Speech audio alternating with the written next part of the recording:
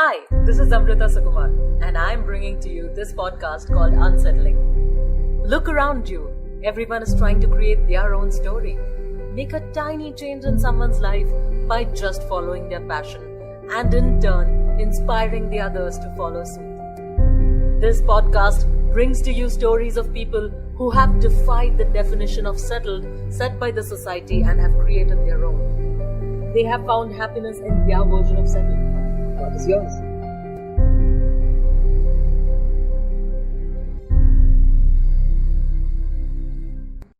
With the internet boom, the world is becoming smaller each day. We can connect to any person across the globe in a matter of seconds. Everything has moved online, and so has the way of interacting with each other. And with this, a new profession has emerged: social media manager, or marketer, and branding. And to know more about this very field, I have with me the next guest, the founder of Bombay Fox, Rebecca Rex. Hi, Rebecca, how are you? I'm well, Amrita. Thank you so much for having me. I am actually equally excited because I wanted to get you on my podcast for a very, very, very, very long time, but then I couldn't because I had a few guests lined up, and I'm so excited that I got in touch with you and you agreed to do this. I'm excited too. This is really great. So, Rebecca, how has your day been so far? You have been planning and prepping for the next week, is what you told me. So, what is happening?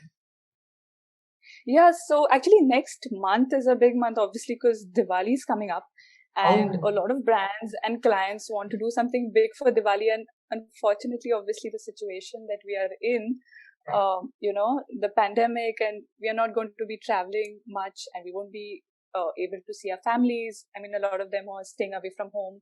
So a lot of brands want to do, things which are very, in keeping with the current tone of the situation, and that requires a lot of planning. That's the reason I told you that before November starts, we have a lot of work to do. Okay. Now I get it. I forgot Diwali. Yeah. Oh, yeah, Diwali is almost the year, and before you know it, there'll be Christmas and New Year, and then it'll be 2021. I know. By 2020. I have been on house arrest for the past almost 9 months now, and I can't see the time passing. I think that has been all of us. Yes, absolutely. I can't believe it's Diwali, and I think it's going to be really, really boring because we can't go to each other's house and eat sweets or do anything that is going to make us happy. But okay. Yeah, it's going to be a challenging festive season. And I think that's the reason a lot of businesses and brands are actually having a hard time, this time, especially when it comes to sales and when it comes to their front end. I think there are a lot of challenges to be met. And also on the personal side, if you look at families who are not staying together, it's going to be a tough festive season for them. I know. So I think it's going to take an emotional turmoil on everyone, business-wise and in your personal life. Absolutely, Rebecca. I completely agree with this fact.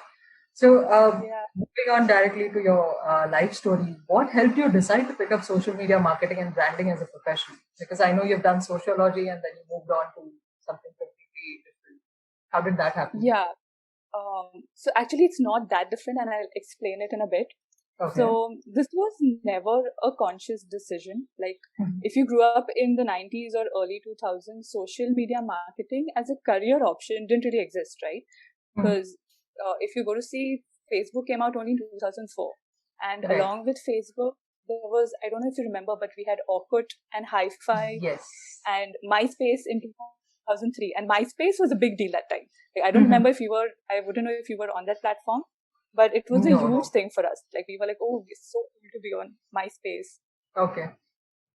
I think I've been on Orkut mostly. Orkut, I think. People write testimonials to me, Yeah, you remember the Orkut wall or the scrapbook? It was called the scrapbook or something. Yes. The Orkut wall, where you could just write on people's walls, write messages, and random people could come and write on your wall. So if you remember the social media boom, and initially, in their nascent stages, the primary objectives or the objective of these platforms was just to have people network on their platforms. You could connect with friends, family, colleagues, etc. And businesses didn't really see this as a marketing opportunity. So as these platforms began to develop further, and looking back, I feel in parallel, I kept developing skills or making career choices that would eventually turn out to be pretty helpful. Okay. So as you said, I didn't plan this. It happened quite organically.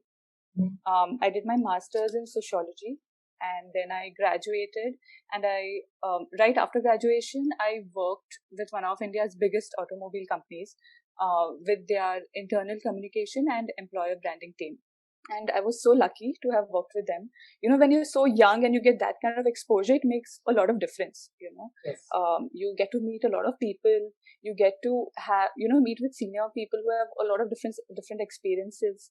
And what happened for me there was I got to explore branding and communication, right?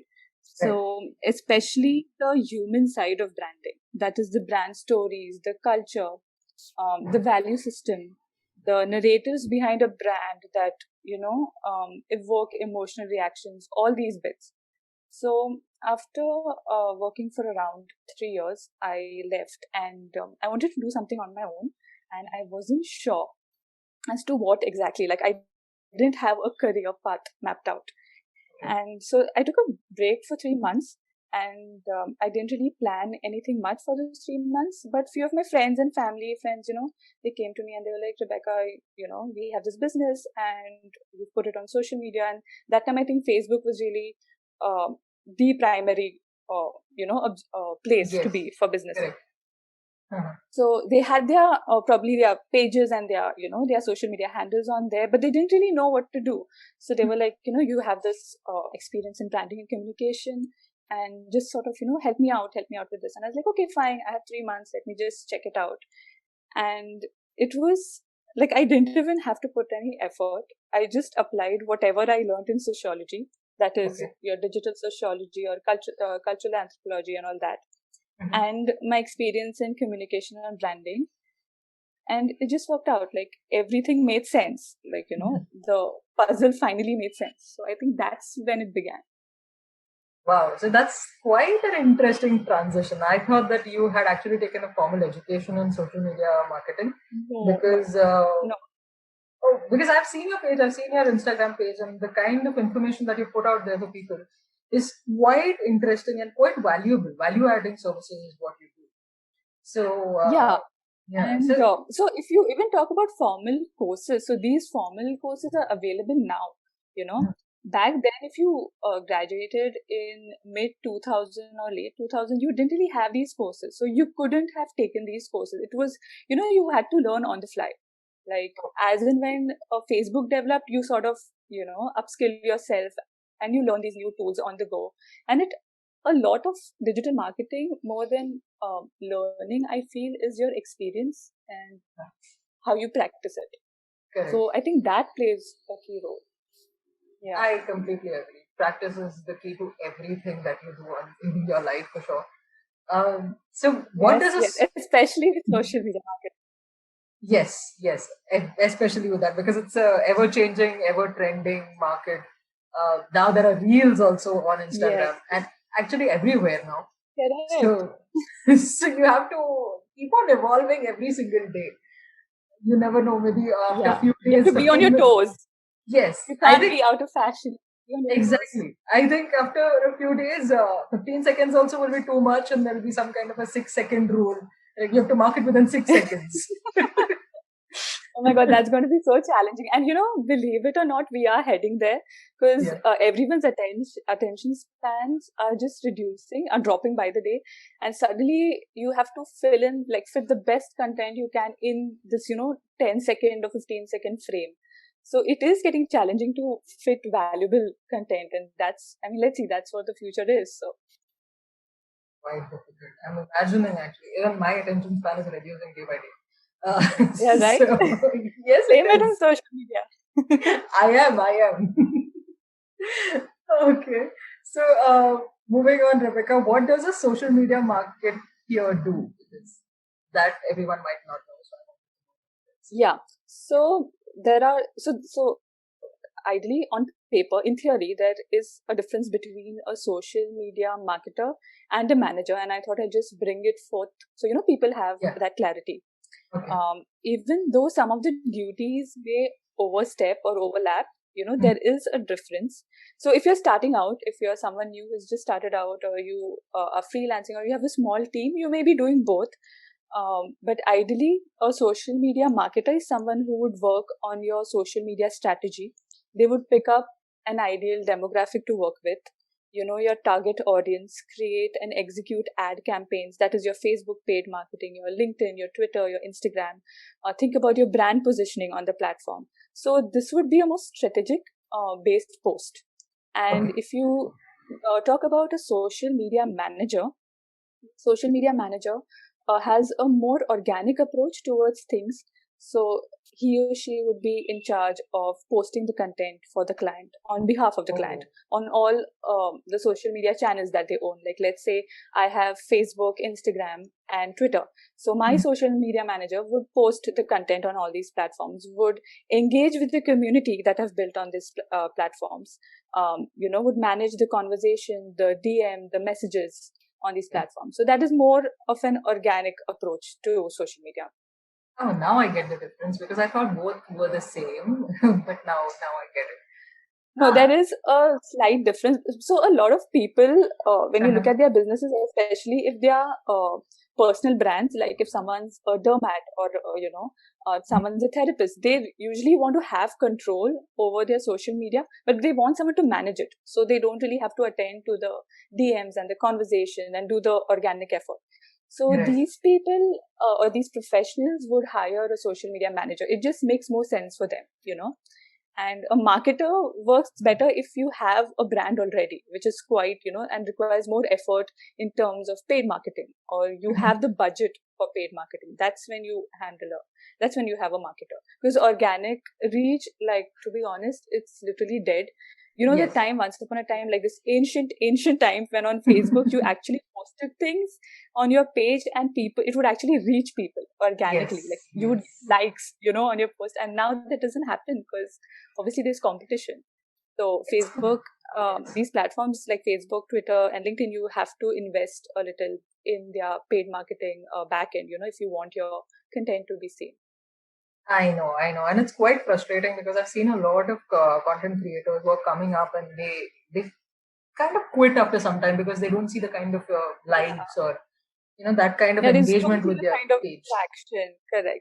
Yes. But that could also be with how they are measuring their success. So it depends on what they want, out of whatever effort they're putting. So, and also I think quitting so early is not a good idea. Social media marketing is a long-term strategy. It's not something that you just start today and then if you don't see the results in a month, you just stop. That's not how it works. You have to put in time, effort, and give it the time to flourish. Like, brands were not built overnight, right? Like these brands that we look up to and the work that they're doing on social media, they were not built overnight. It's taken them like painstaking years to build their brand. Like, look at Pepsi and Coca-Cola, if not anything else. Like, look at them. They have been ancient, and look at what they have become now. So if you want a brand, then you have to invest your time to, give it that time. Okay.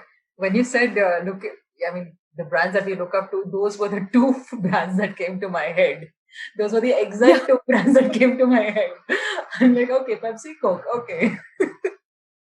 See, that talks about branding, the power of branding. No matter, even if you're completely, if you're a Coke person, and everyone has this, if you're a Coke person or a Pepsi person, no matter what, you have these two brands sort of ingrained inside your mind. And that's the impact it's leaving, right? So when you talk about brands, I think these are the first two brands that would pop up in anyone's mind, like even the kids. Yes, they've done an amazing job in branding and marketing, for sure. Yeah, for sure, yeah. So, Rebecca, you love storytelling is what you told me. So, what story does Bombay Fox tell beyond the words? Yeah, I do love storytelling so much.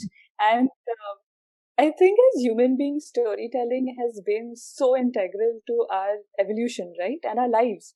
Every culture has its own narratives, which is so pertinent to their cultural preservation and instilling values. And I think same goes for brands, telling their stories, using it to connect and engage with your audience.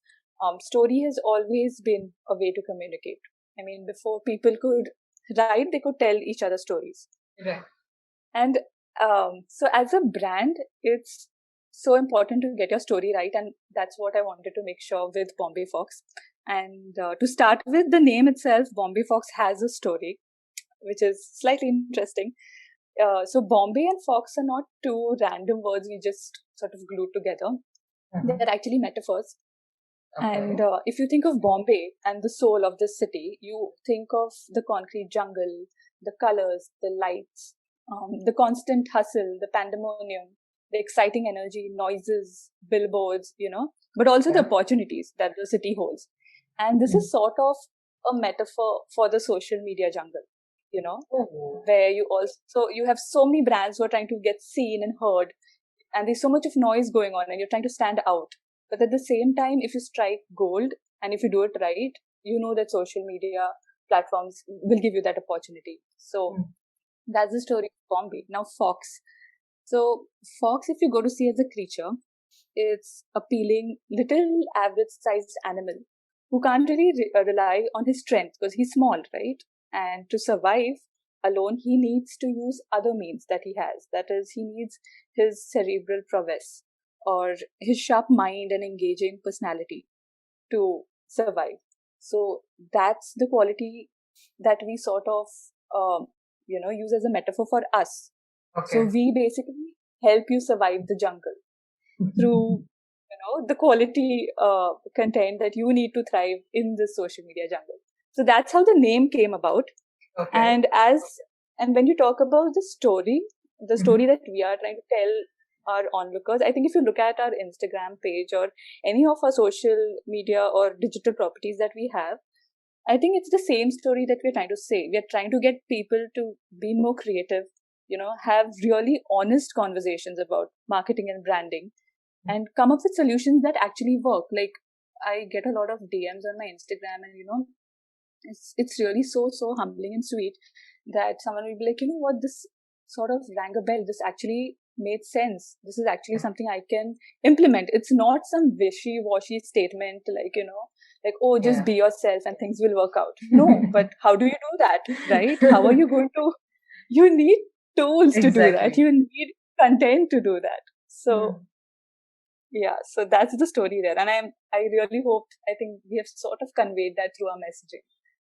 That you definitely have. And I think you have the power of storytelling because when you were talking about the hustle, bustle, billboards, and concrete jungle and comparing it to social media, I could actually visualize the entire scenario. And I could visualize a fox in the center trying to fight its way and trying to survive. So I guess Bombay Fox has already made the Yes, mark, and you yes, you definitely got have. it. You got it. That is exactly what we are trying to say. The fox in the middle of the hustle, that is exactly the picture we want to paint. And I'm so excited that you got that. Yes, you have done a wonderful, incredible job. So you definitely know how to tell stories. Thanks so much. So, Rebecca, I know that you started off Bombay Fox, but how did you meet your initial clients, and how did you build your base from there? Was it too difficult for you? So, actually, frankly speaking, we sort of met our initial clients before Bombay Fox was even founded, like before it was even an entity. So Okay. I didn't really have a company name or a business model per se, in place. Right after I left my corporate job, I started doing some work for my friends and family, which I spoke about earlier. And when I was handling their accounts, I didn't realize, but I just eventually started freelancing. So few people would reach out to me on through their profiles or reach out to few of my friends, and they were like, who is this? What's this thing going on social media? Like, are you doing the content? Is someone doing it for you? Can we have their number? Can we reach out to them? And that's how I got my initial client base. So before I knew it, I before Bombay Fox actually started, I already had, I think, about 3 companies I was consulting with, Okay. and 4 to 5 clients for whom I was handling their social media marketing. So it was already there. All I had to do was, give it a name and a face. So I Okay. think even the client, but like I already had clients before starting the company. So I think initially meeting your clients wasn't really an issue. And this was also pre-COVID. So even when people were giving my referrals, I could actually go and meet these clients, Mm. talk to them. see what their requirements were. So it was an easier time to connect with people and, get people to work with you. Definitely. So, yeah. Okay, so that is how it all happened. So, Yep. what kind of solutions does Bombay Fox provide to the clients? Assuming I come to you with my podcast. So, what kind of solutions would you give me? Like basic ones. By solutions, you would mean our services, right? So we have primarily 5 services, and so our solutions also almost cover everything that is essential to run your business successfully in the digital realm of things. And with the pandemic, this platform has become so significant that you need multiple digital properties. So our services are sort of interlaced, just like social media. It's not a standalone effort. You need to set up a series of digital properties and make sure they function seamlessly. So first and foremost, you need a hub for your business. Your first and most important representation of who you are, that's your website. So that's your prime real estate. So we have website development as one of our services. Then now that you have a website, let's say you have a great website for your podcast, you would need people to know about you. You want people to come and listen to you. So you need to go where the people are, and the people are on these social media platforms like Instagram, Facebook, LinkedIn, YouTube, Twitter, wherever you find your ideal target audience. So that's our second service, that's social media marketing for a business. So now that you're on the platforms, you have a really nice website, and people start interacting on your Instagram and Facebook page. They see your website, they go to your website, they leave their email IDs and their details with you. Once you have their credentials, you want to keep engaging with these people. You don't want to leave them empty. So that's why we have email marketing to promote your products or your services or your offers. So in your case, let's say you have a new podcast coming out, with me, with Rebecca, and you want to let people know about it. So you would send them an email like, hey, this is, I think this might be helpful because this is what we're discussing. Go have a listen. So we have email marketing. And you see how all these services are sort of interlaced, right? They're sort of intertwined with each other. Now, after email marketing, then you want to come to about your brand visualization, right? How do you make your brand visually appealing? And this is what is going to make your first impression. You want people to gravitate towards what you're doing. Make sure, your brand aesthetics are in place. How do you want your customer to think and feel when they come in contact with you? So that's the reason we have designing solutions. That would be your visual identity, or, designing for your brand or your logo, etc. Now, the fifth service that we have is actually for companies and people who don't really want to outsource their social media marketing, especially, since they have in-house teams, and they usually come to us either for training and coaching or a consultation. So these are customized services that we offer to them according to, their requirement. Okay. Oh, that's quite interesting. So you have like custom-made things for everybody. One who wants to come to you and get everything managed, and someone who wants to manage everything on their own. Yes. Because it's such a huge platform, right? And you have so many things. You have your website, you have email marketing, you have social media management. There's so many things, and they all sort of need to be synced with each other, because you want your user experience to be very effortless. You don't want someone to come to your website and be, oh, this is nice, and then go to your social media page and be like, okay, this brand is like not posting anything. So you sort of need to have everything in place for it to work.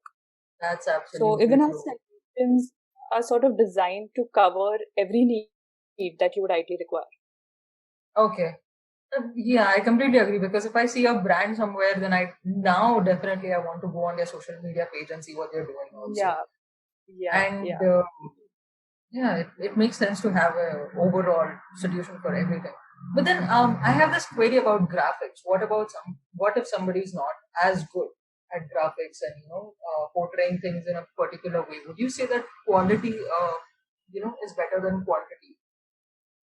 Just posting quality content that people can use rather than how it looks. Does that also make sense, or the packaging is really important? So sorry, I didn't get your question. As in, if someone doesn't want to outsource their designing and is taking No, care so of it yeah, themselves. so for example, I'll just give you my example because I don't know whether I can give someone else's. Assuming that I have to post on my social media Instagram page, and I'm not as good with colors, I do not understand branding, and I just mix a few colors, but whatever content I have with me, whatever information I have with me, that is of value. So would you say that the packaging of the content is as important as the content itself? Well, Does that it make sense? helps for sure. If your content is really, really valuable, and let's say you have some great insights on something that you're sharing online, and what you've written in your caption is really amazing. You have done your research, you know what you're writing about. But if you look at Instagram, it's primarily a visual feed. So for Right. someone to come and click on your caption, they need to see a picture first, whatever artwork. And it needn't be something fancy. Like, it's not that not everyone has a degree in design, but at least you need to be sure that it's aesthetically, seamless. So if you look at your profile, like, there is a pattern that you follow. Like, I have seen your profile. There's this pattern that you follow, which is quite symmetrical, even design wise, and it's very simple and clean. So that's your brand aesthetics. That's your design, which is Right. fine. But you need to put effort, and I can see that you have put in some effort to maintain that aesthetic. Like, you have the podcast coming out, and you have a picture of you and the person you are interviewing, right? And that is sort of symmetrical in each and every post. Right. And your color is also quite, in tow with that. So that's your designing. So if you go to see your content, if it's great, I mean, obviously, your content has to be in place. You cannot just put a picture and have, not put two pennies into the content. But if you want people to consume a visual feed, especially like Instagram, you'll have to focus a bit on your design also. Because it's not a blog. It's not your website blog where you just have this lengthy article, right? It's Right. your Instagram feed. So if it is primarily a visual feed, so you want to have your aesthetics in place. Even if that means just choosing basic colors, like just choose basic 3 colors and just stick to it, stick to your fonts that you select, stick to your visual appeal. If you have something grungy, then stick to grunge. If you have something minimal and clean, just stick to that. Don't keep changing it. Don't keep changing your mind. Just stick to what you have. No, it does help actually, because I know now. See, if I see Bombay Fox, I know even if I don't see the name, I know it is you because I've seen those colors there. I've seen red. I've seen a little bit of Yes. So orange. there is this recollection, right? Brand Yeah. recollection. And it's the same when you post something. If you post something with the same aesthetic of, the same color and font and the type, let's say you have a minimal clean look, I will instantly recognize that, oh, this is a new post from Amrita and I'm going to check it out because she always has something nice to say, Correct. So it's kind of the main point of being on social media is to use colors, use anything possible to just grab attention, even if it is for 2 seconds. So everybody who knows, oh, these are the brand colors, I know this person, I have to read what that person has written. Yeah, your brand colors eventually become your brand identity and it becomes who you are. So it's very, if I were to tell you, if I, as your friend, if I asked you which were your favorite colors, and as your social media marketer, if I told you, okay, these are the set of colors that I'm giving you for your brand, and if they matched your favorite colors, you'll be very happy. You'd be like, oh, I really like these colors. I was just hoping Rebecca wouldn't give me purple because I hate purple. I have nothing against purple, but this is just an hypothetical example. But if you really hated purple and I give you purple, then you yourself would feel like a fraud. You'd be like, okay, I'm posting something with content that I've put a lot of effort into, but this is just not me. I just don't feel it. So eventually, that's your identity. So stick to colors, If you can't hire a visual designer or a logo maker, just stick to the colors, Any colors. Pick 2-3 colors. Do some basic research on what colors go with, what. Do a little research. Select 3 colors. Select 2 fonts and just stick to that. And you're sorted. Nice. That is quite insightful, Rebecca. Thank you so much for that. You're welcome. I'll also stick to that as much as possible. Yes, stick to the colors you love. Yeah, actually, even I don't like purple. Even I would have felt like a fraud if I used purple anyway. Not that I have anything against purple either, but then yes, I was That's not. just a personal preference, right? And it shows in your work. Like your personal preference always shows. So, and I think when people talk about, being authentic online, I think that's what they're talking about. Is just being as true as possible to, who you are. Yes, showing your personality basically. If you're quirky, use Yes, yeah. quirky colors. If you are simple, minimalistic, formal, use formal fonts and colors. Just portray your personality. Is what True, Rebecca true. is saying. Oh, okay. Yeah. So, Rebecca, what according to you is success on social media? So to be fair, obviously you can't compare success. It means different. There is no universal metric system for success, and I think success means different things to different people. So what you really have to identify, especially when you're talking about success on social media, is your purpose. What's your purpose? Are you on social media are you using social media as a platform to generate leads? You want people to go to your website and, register for something. So then you measure success based on the number of leads you generate and what number of leads are good for you or is good for your business. So that's your criteria. If you are someone who is building a community on social media, so engagement would be your metric. That would be your measurement. If you're an e-commerce website and you want people to buy your products, then you want to make sure that the people on social media go to your website and purchase your products. So your number of sales would be your metric. So I think success is very different to different businesses, especially if they are on social media, and you need to find out why you're there. Do you want to make sales? Do you want to generate leads? Do you want to build a community?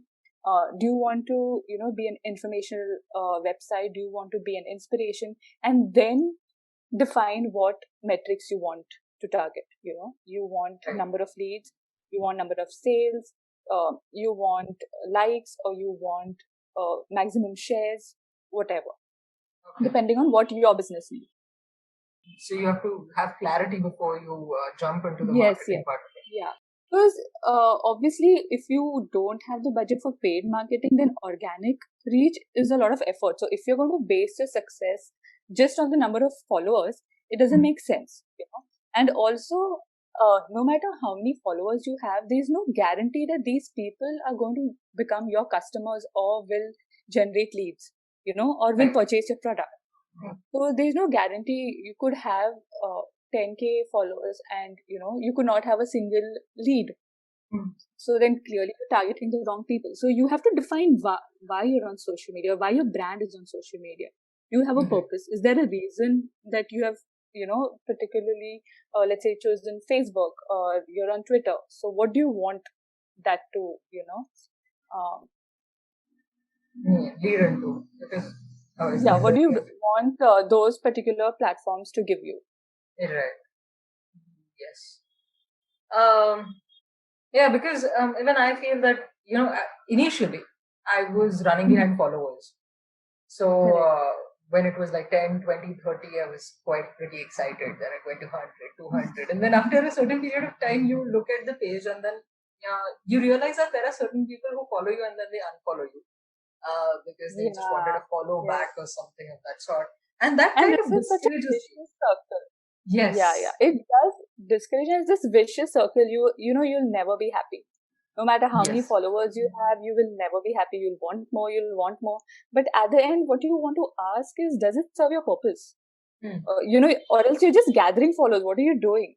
And people who unfollow you, I think that's great because that means that the content you're creating is not for them. Yes. So you are just sort of filtering. It's like this natural filtration process which occurs on your Instagram profile. So the people who really like your content are going to stay with you. The people who don't like your content, and obviously there are going to be people who don't identify with your content and they will leave, your page or unfollow you. Yeah. So that is going to happen. I don't think you should be discouraged at all. What you Agreed. I should completely agree. focus rather on the people who actually engage with you on Instagram. Talk to them, make them a part of the conversation. Yes, I completely agree. It took me a lot of time to understand that fact that the followers who are there are not necessarily following me for my content. And Yeah, correct. now I've stopped looking at the numbers. So there have been cases where my friends come up to me and ask me, "Hey, how are you still going considering the fact that you don't have as many followers or as many subscribers?" And because they themselves had started something new and they quit because they were really disheartened that they did not get that kind of an engagement. So I just tell them Oh, that, you need a lot of patience. You need a lot of patience yes, for it. And also, if you get disheartened so fast, it's not, any amount of work that you put in will, reap benefits, definitely. But you just have to wait. And yes, also, I think, especially for someone like you who has a podcast, more than just looking at your number of followers, you need to see people who are reaching out to you and telling you, Amrita, I just listened to this podcast. It was really helpful. I found ABC really helpful. These points really helped me in my life. Watch whoever you interviewed, let's say ABC. That person really made sense. And I think your podcast is really nice. And then you need to create more content for them so that you attract more people like them, because that's your target, the people who can sort of identify with your podcast. that is what I've been doing. My driving force is the people I'm talking to, like you. Yeah.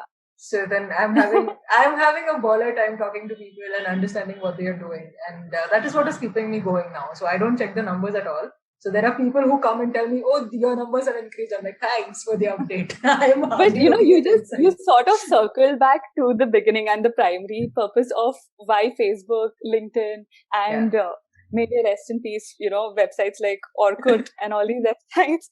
They were actually built to develop relationships, right, Yeah. and provide value. So that's what you're doing. You're just doing it digitally. And now in this pandemic, I think more than ever, you need these websites to these social media platforms to reach out to your target audience and to your people. So you're Just developing relationships, and as far as you're doing that, I think that's the right path. You are on the yay. correct trajectory. So I'm Yay! on the right path. I have gotten Yeah, approval as well. definitely.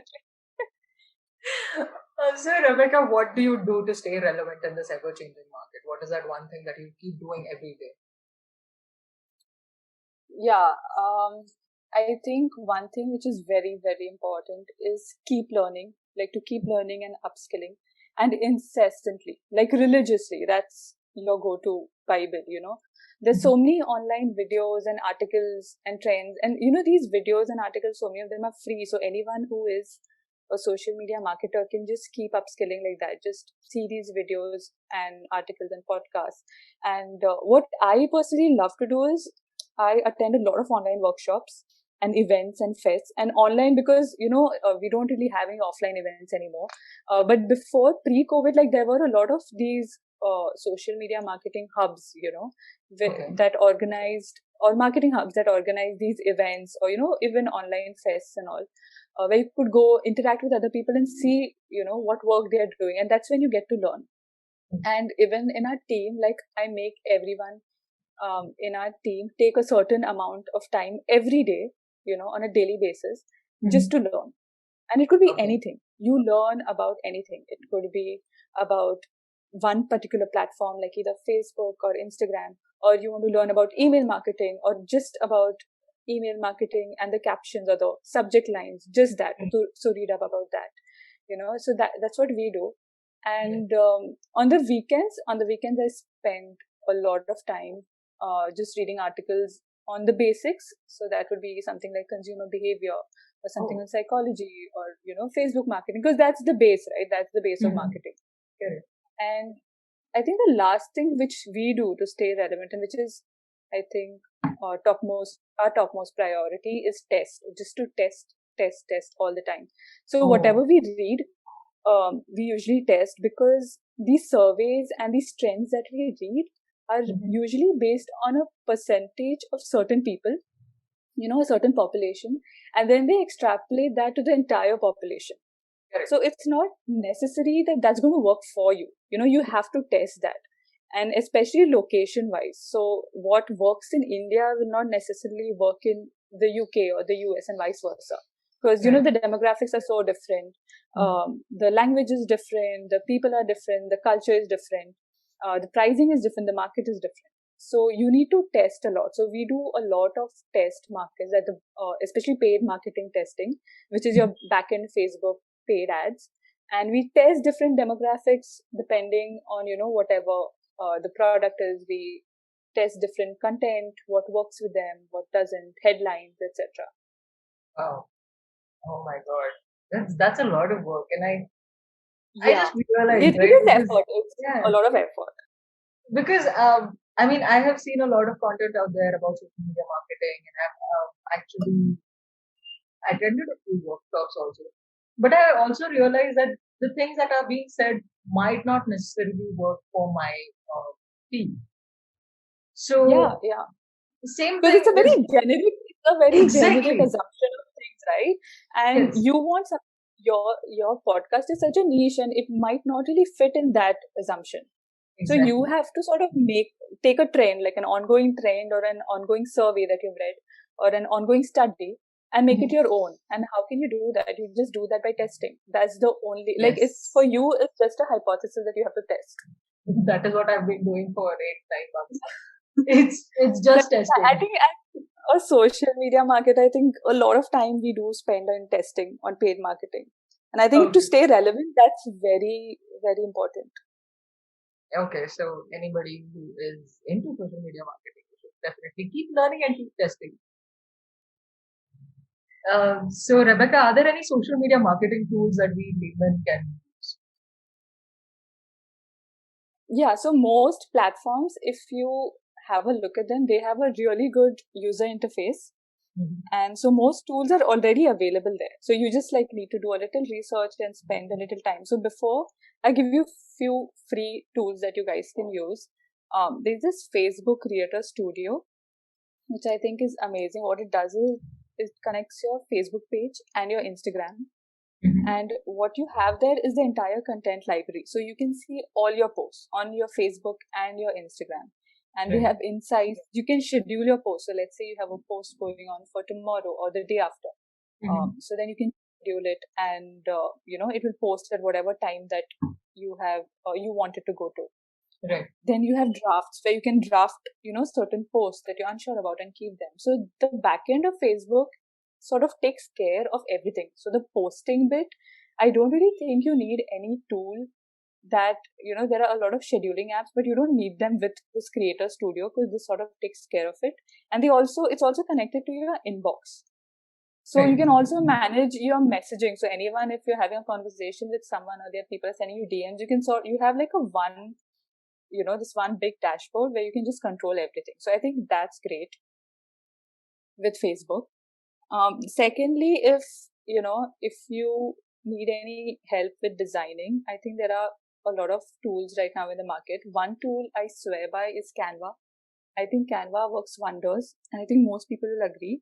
Especially if you're a team, it's very easy to share design. So even though my team, they design on Illustrator or other softwares, what they do is they just upload all their designs to Canva, Right. and we share it among the teams. It becomes easy to give feedback and stuff like that.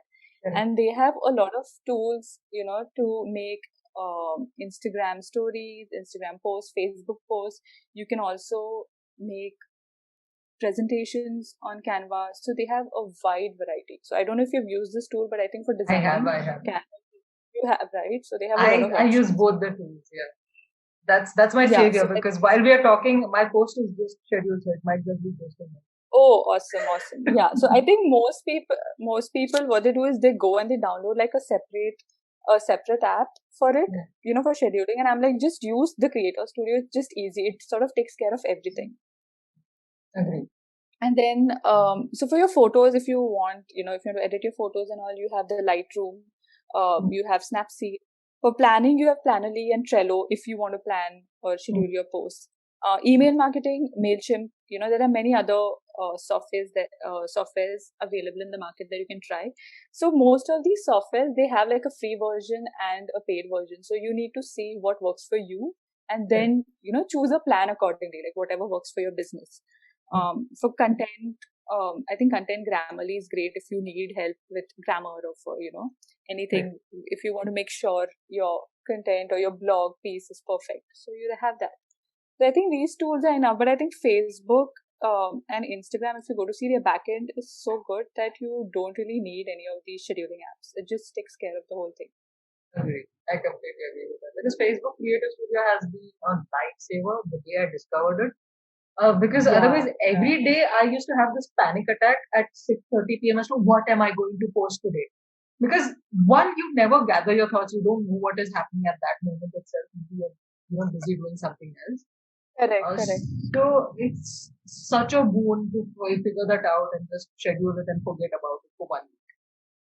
But It what helps a would lot. really help is, like, especially if you're having trouble planning content. So what we do with most of our clients is we make a content calendar in the beginning of the month. So so you have November coming, right? So by 29th, 30th October, we have the entire schedule for November planned. And that includes what the post is, what the caption is, what the artwork is going to look like. And we start working on that. So it's like all you have to do is just execute it. So, if you have, and you don't really need much for that. If you just have a normal Excel sheet, just use your Excel sheet. Just choose the calendar option they have. Excel has the calendar template, and just put down the entire month's calendar. That's it. Entire month's content. And that is really helpful. Yeah. So that works. And that will save you a lot of time, because what happens is I've seen that when you, you sort of have content for the day and you spend so much time just, thinking about the content rather than, actually creating it. So you're just stuck like, okay, what do I do today? What do I post today? So instead of that, keep a theme. And even themes work. I think themes work amazingly. So we do a theme every week. So, one like last week was Facebook week, Facebook marketing week for our brand. So we did some content around Facebook. And I think next week we've planned, I think, design. So we're going to do some content around design. So for the entire month, every week, like we sort of break it up into the weeks, and then we have a theme for an entire week. And we do that with our clients as well. Like we have the theme planned for the week. So it helps you create content accordingly. It does. It definitely will help me.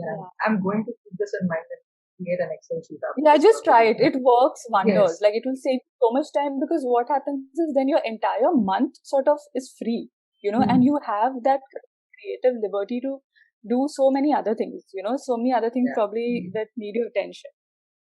Your mind space is clear, basically. Otherwise, what happens is you have 10 things on your head and then you are unable to execute any of them. So and at the end of the day, oh my God, I didn't post anything today, And then before you know it, you go an entire week without posting anything. And that has happened with me so many times in the past month. I mean, I don't know who has been regularly following, but they know that my posting has been quite erratic.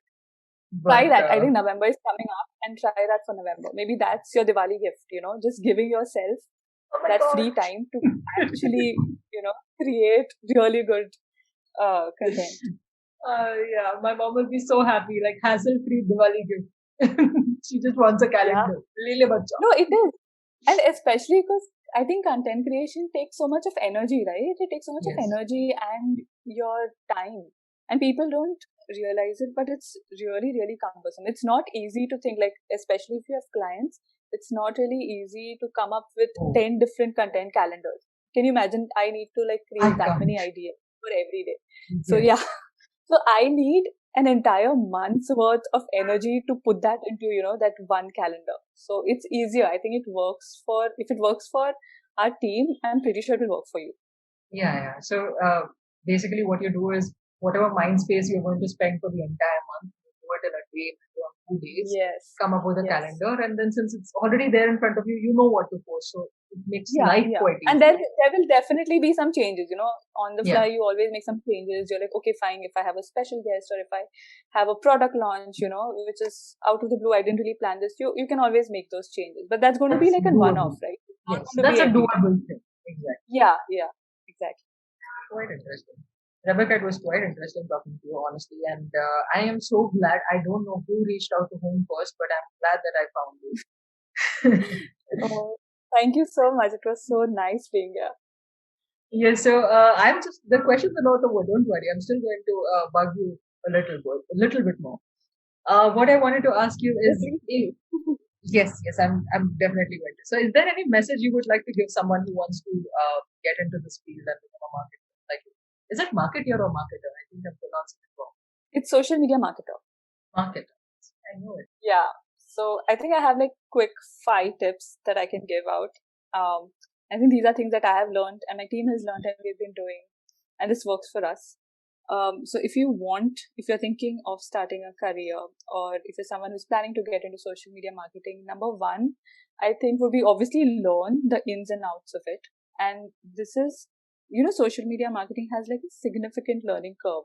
If you've noticed, like you have to invest in either an online course or any course that you like, and there are a lot of free videos and free courses. So if you don't have a budget for it, it's fine. Just invest in any course, invest your time, go take that course, and what you need to do after that course is more important. You start practicing, start implementing what you've learned, because you'll take time.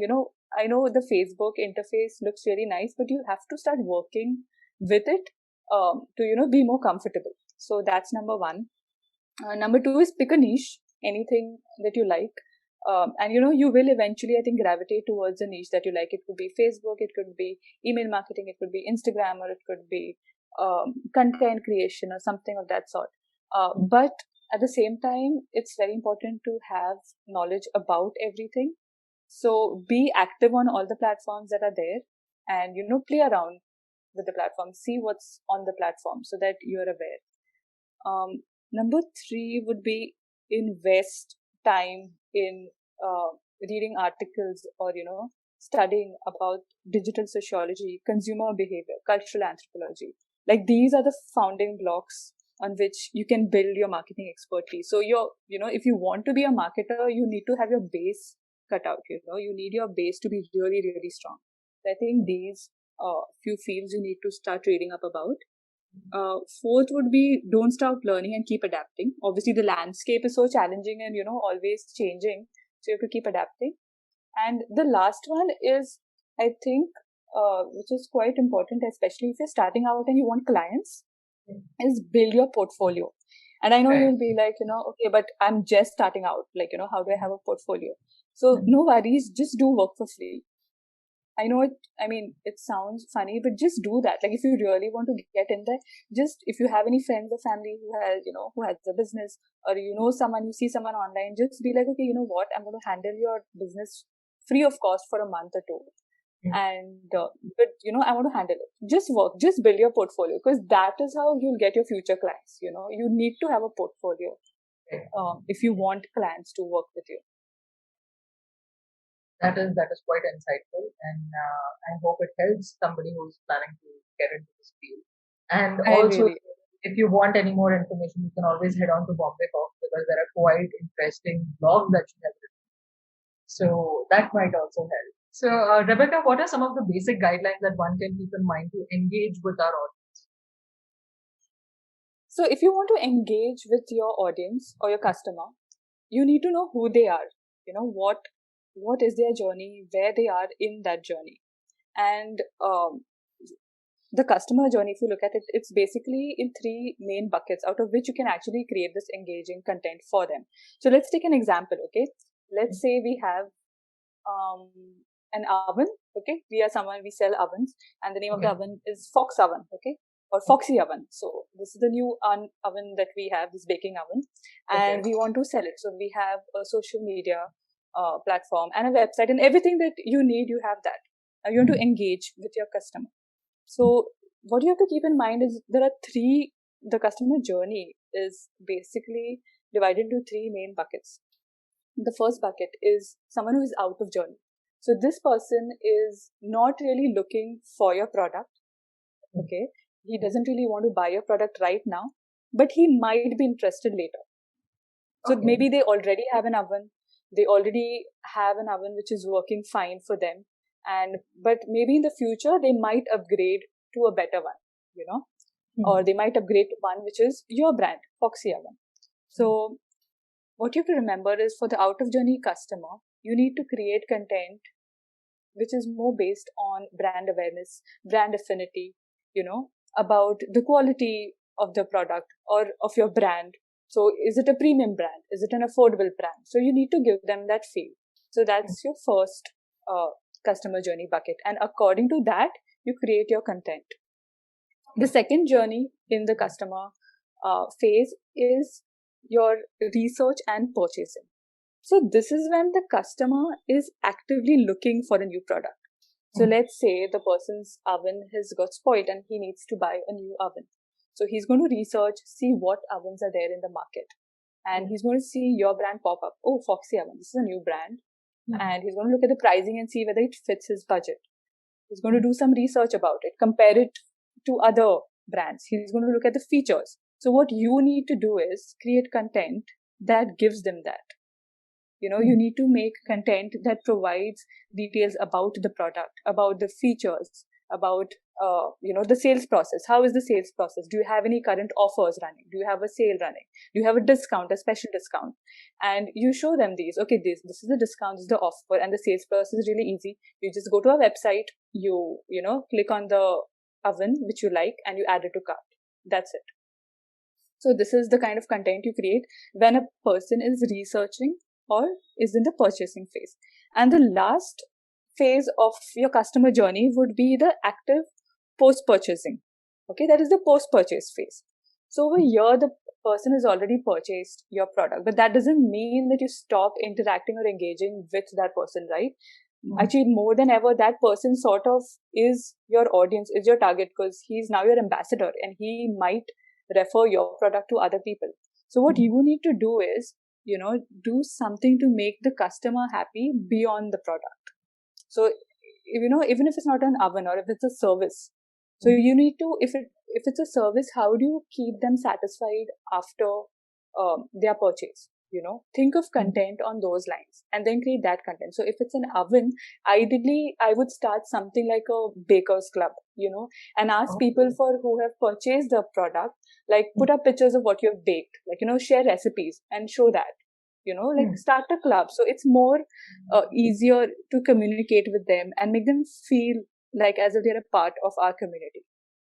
So that's the kind of content. So if you sort of box your content into these three phases of the customer journey, that is your out of journey customer, your research and purchasing customer, and then your post-purchase customer, you can, your brain will sort of automatically create content which will engage with them because you know their journey, you know what they want, you know what they're looking for.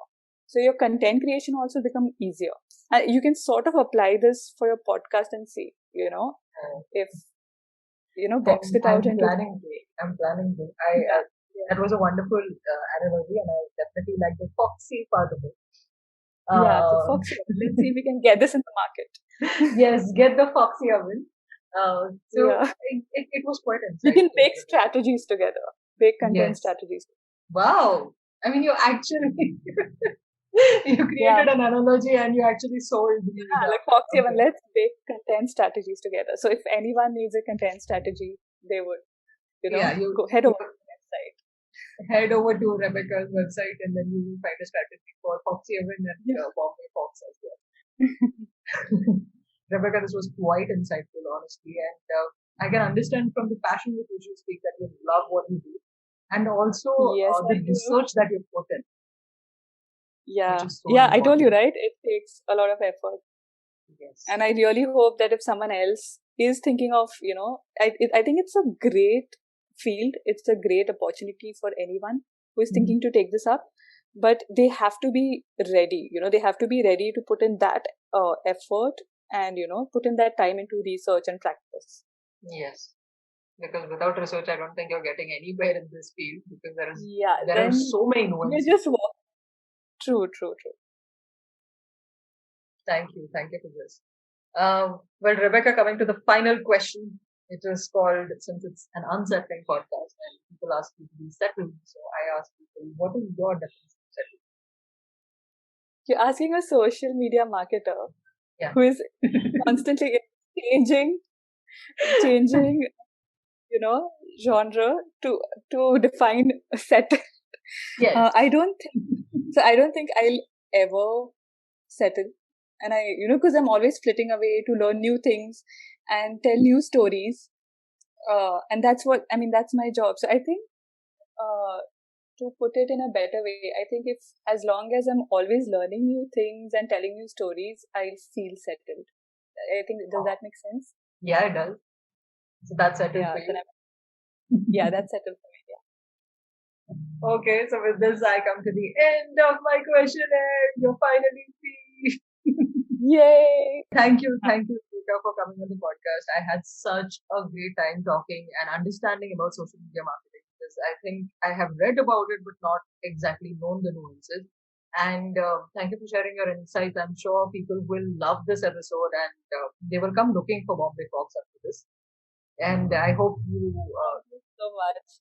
Yes, Rebecca. I want you to keep telling more stories and creating that visualization that you did at the beginning of the episode with the Bombay Fox story. So I hope you are able to do that more and more. That's my wish for you.